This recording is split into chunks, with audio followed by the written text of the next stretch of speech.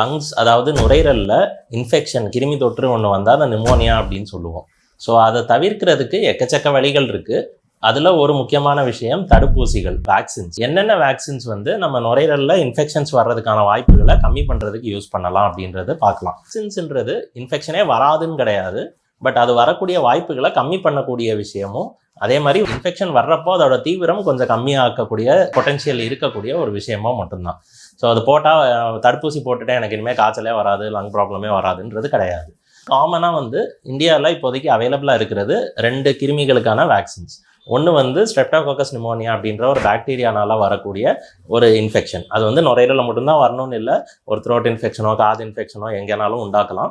But நுரையீரலில் காமனாக வரக்கூடிய ஒரு பாக்டீரியாக்கான இன்ஃபெக்ஷன். இது வந்து பொது இடங்களில், கூட்டமான இடங்களில் இந்த மாதிரி ஒருத்தர்லேருந்து இன்னொருத்தருக்கு பரவக்கூடிய ஒரு விஷயம். ஸோ அந்த ஒரு பாக்டீரியாவுக்கு எதிர்த்து நியூமோகாக்கல் வேக்சின் அப்படின்னு சொல்லுவோம். ஸோ அந்த ஒரு வேக்சின் இருக்குது. அதுக்கப்புறம் எவ்ரி இயர் வந்து இன்ஃப்ளூயன்ஸா வேக்சின்னு ஒன்று வரும். ஸோ அது வந்து இன்ஃப்ளூயன்ஸான்ற வைரஸுக்கு எதிர்த்து வேலை செய்யக்கூடிய ஒரு வேக்சின்.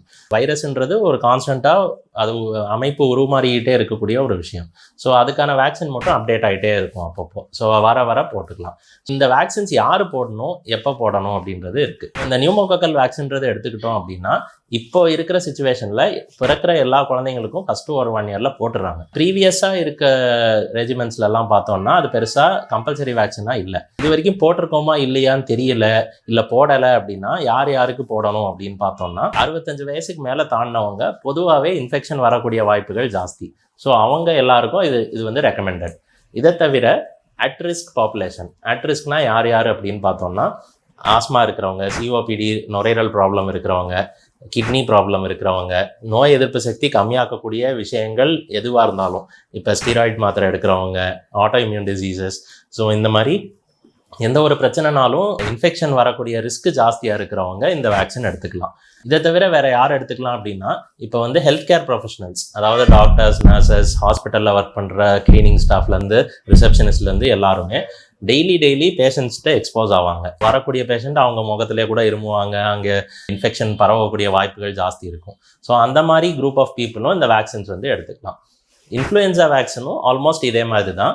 ஸோ அட் ரிஸ்க் இருக்கிறவங்க தாராளமாக கம்பல்சரியாக எடுத்துக்கிறது இஸ் ரெக்கமெண்டட். அதுக்கு மீறி வந்து ரொம்ப ட்ராவல் பண்ண போகிறோம், க்ரௌடட் பிளேசஸ் போக போகிறோம், டூர் போக போகிறோம், இந்த மாதிரி சுச்சுவேஷன்ஸ் இருந்தாலும் இந்த இன்ஃப்ளூயன்ஸா வேக்சின்றது எடுத்துக்கலாம். அந்த வைரஸ்னால் வரக்கூடிய விஷயத்தை தவிர்க்கலாம். இதெல்லாம் ஏன் அப்படின்னா, சிவியராக ஒரு ஐசியூ கொண்டு போய் சேர்க்குற அளவுக்கு வரக்கூடிய சிவியரிட்டி ஆஃப் இன்ஃபெக்ஷனாக இல்லாமல், அதே இன்ஃபெக்ஷனை நம்ம ஓபியாக மாத்திரை கொடுத்து மேனேஜ் பண்ணக்கூடிய அளவுக்கு ஒரு சிவியரிட்டியை குறைக்க வாய்ப்பு இருக்குது.